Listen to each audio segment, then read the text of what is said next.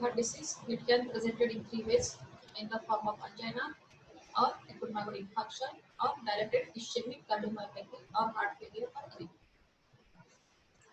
So coronary artery disease, the main cause is the atherosclerosis, which is age-related changes in the vessels. Atherosclerosis of the artery affect any artery in your body. Atherosclerosis of blood vessels results in ischemia of that part. If atherosclerotic process affects your coronary arteries, that means arteries of the heart, then it results in angina, myocardial infarction, or ischemic heart disease. If it affects the blood vessels of brain, then it results in stroke. Stroke means attack of paralysis, or transient ischemic attacks that results in infarct of the or ischemia of the brain tissue. If it affects the blood vessels of limbs, then it results in claudication or limb ischemia. So, atherosclerosis is nothing but, as we know, it is the deposition of lipid that consists of atheroma. So, it remains clinically asymptomatic until atherosclerosis is large enough to impair tissue perfusion, until the blood vessels are occluded to the degree to cause ischemia. So, it will remain asymptomatic until the atherosclerosis affecting up to the degree to cause ischemia, means large enough to impair tissue perfusion.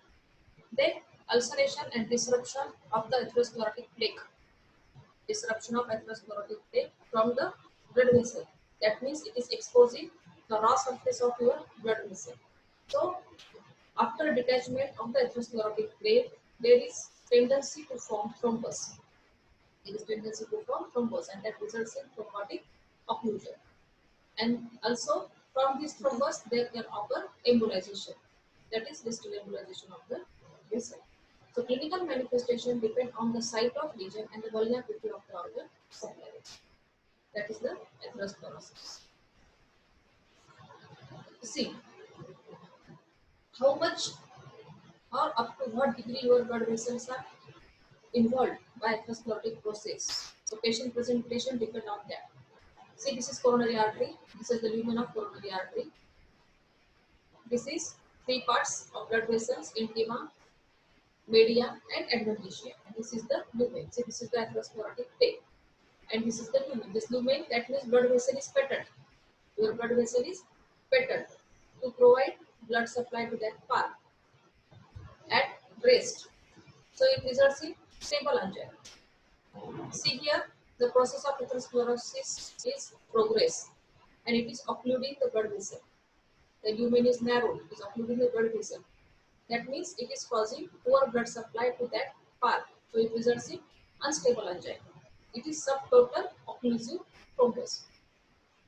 If it completely occluding the blood vessel, means complete stoppage of blood supply to that part. Complete stoppage results in necrosis of the part that is supplied. So there is complete necrosis, and that results in acute myocardial infarction. So patient's presentation depending on the degree to which your blood vessel is occluded by the atherosclerotic process.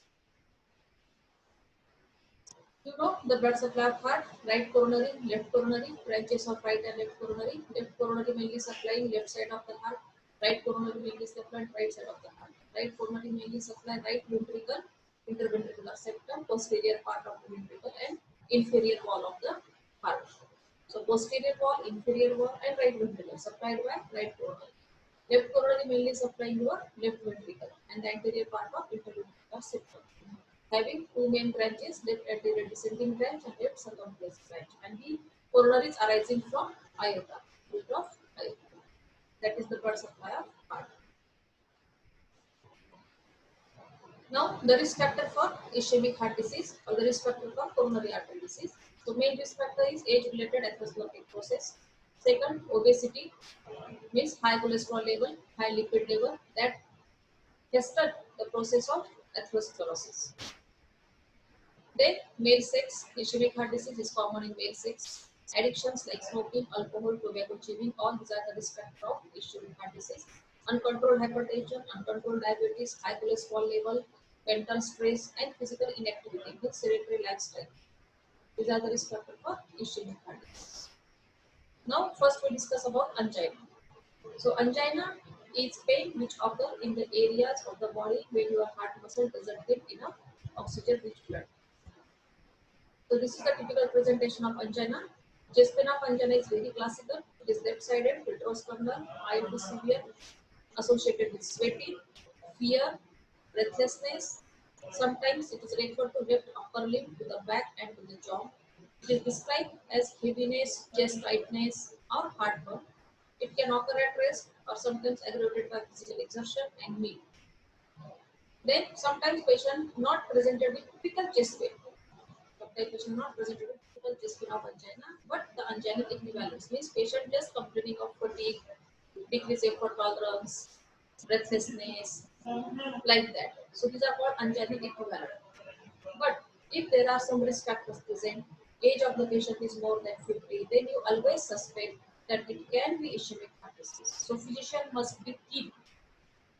The physician must be keen about the typical anginal pain or anginal equivalence. So many times patient presented atypically like fatigue, decreased effort tolerance, only breathlessness and nausea and vomiting. So this is a presentation of patient with ischemic heart disease or angina. Types of angina: stable angina, unstable angina, and principal or variant angina or refractory. Stable angina means patient is not having chest pain at rest, but patient gets chest pain on physical exertion. So that is stable angina, and it is relieved usually with the use of nitrate like solvitrate tablet. Unstable angina means angina at rest. Stable angina can progress to unstable angina. Angina after myocardial infarction. Angina more than 6 weeks. Or stable angina when increasing in frequency and severity to progress to unstable angina.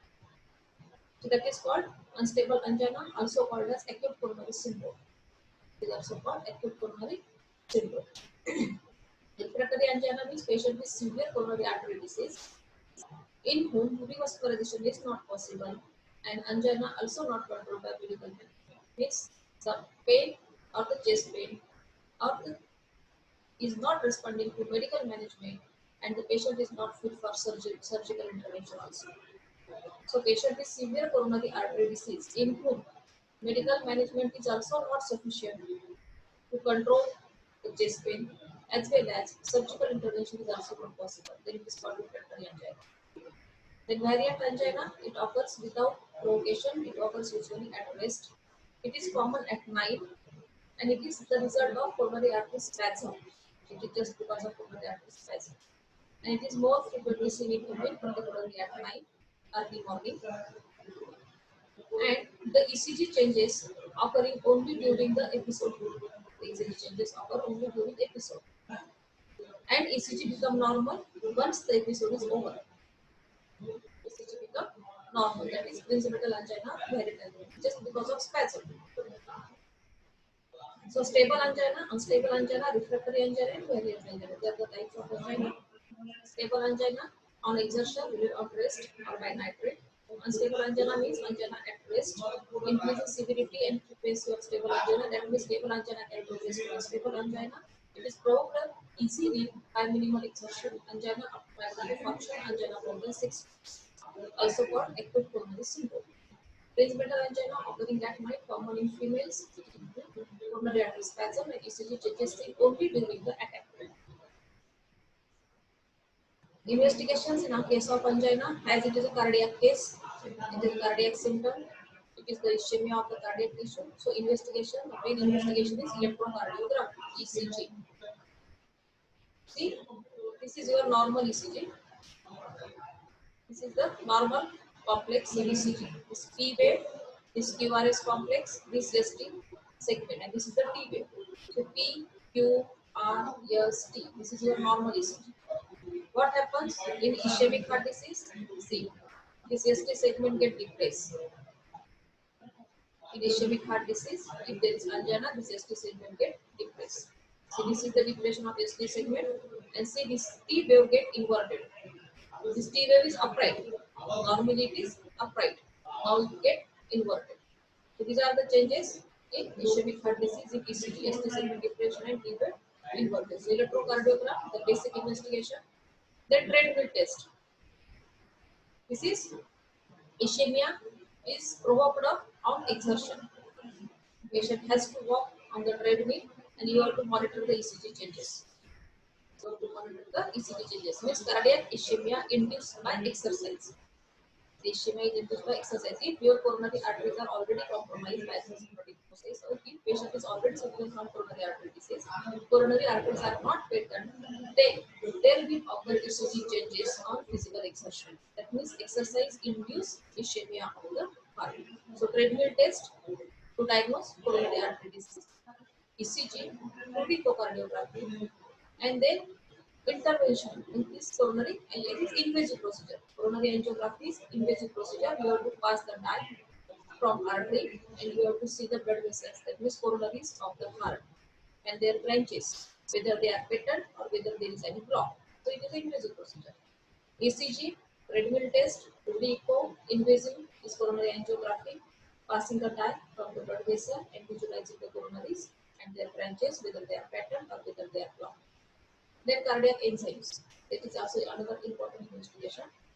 Cardiac enzymes include creatinine phosphokinase (MB). Creatinine phosphokinase is the enzyme from muscle. It is the enzyme from muscle, but this MB isoenzyme is specific for your heart. So CPKMB is the specific enzyme for heart. Creatinine phosphokinase MB, CPKMB. Then troponin I, troponin T. So during ischemia of the cardiac tissue, the level of CPK is increased, troponin I and troponin T also increase. There is increased levels of cardiac enzymes, CPK, troponin I and troponin T if there is ischemia of the cardiac tissue. So ECG, treadmill test, 2D echo, angiography and cardiac enzymes. The basic investigation in ischemic heart disease.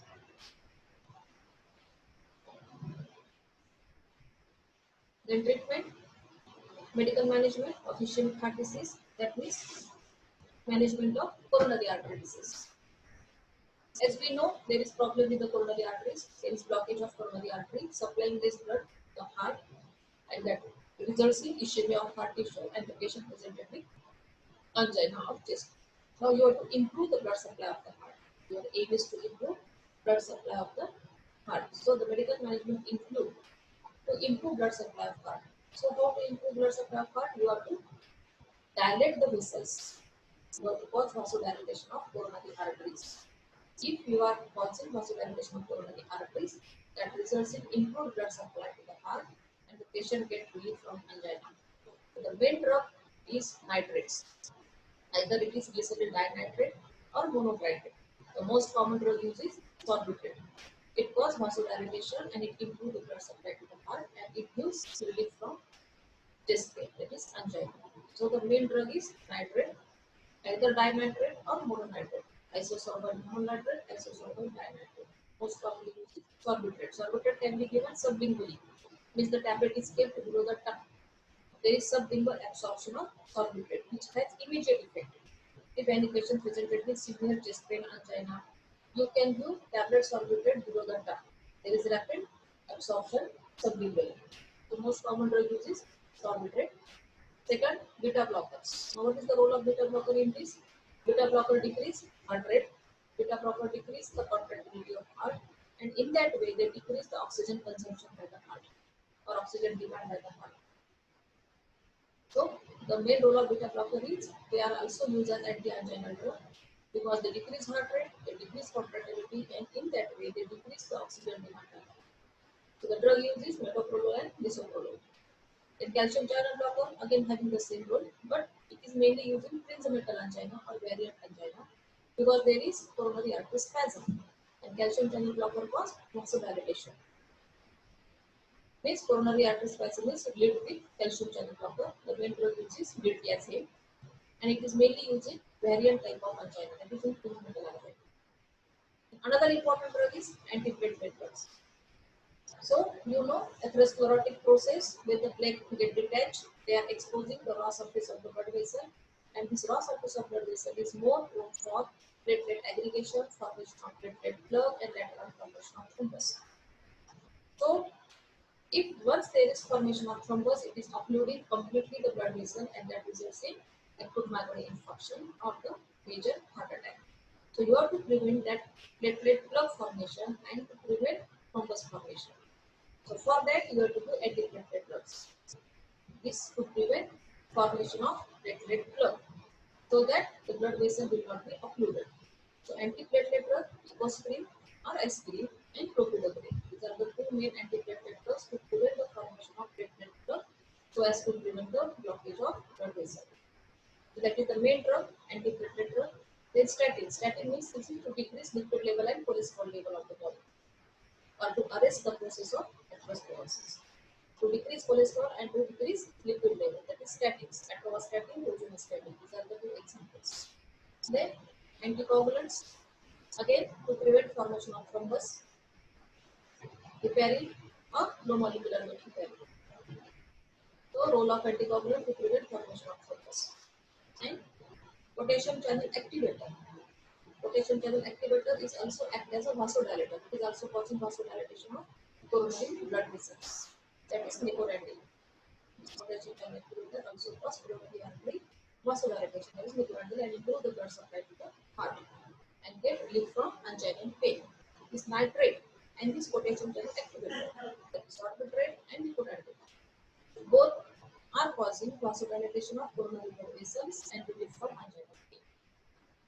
So that is the medical management. All these are the anti-anginal drug, nitrate, potassium channel blocker, and beta blocker. These three are mainly used as anti-anginal drug: nitrate, beta blocker, and potassium channel blocker. Calcium channel blocker only variant type of drug. And these are the main drug: antiplatelet to prevent formation of platelet plug, anticoagulant to prevent the formation of thrombus, and statin to decrease cholesterol and lipid. That is the medical management or the basic management in patient with ischemic heart disease. And no doubt other general management like regular exercise, control of weight, to decrease cholesterol intake, to decrease lipid intake, strict control of hypertension, strict control of diabetes, no addiction. That is the general management. That is the general management. The surgical management include PTCA. It is percutaneous transluminal coronary angioplasty. Percutaneous transluminal coronary angioplasty.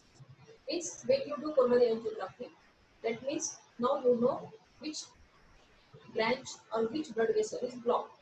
Now you have to open that block, you have to remove that block from the blood vessel with the help of a stent. It can be metallic stent or any other type of stent. So by putting the stent in the blood vessel, you can open the blood vessel. Means you can open the coronaries. You can open one of the branch of coronary, that is called angioplasty. That is called angioplasty. It is nothing but to open the blood vessel with the help of a string, the help of a stent.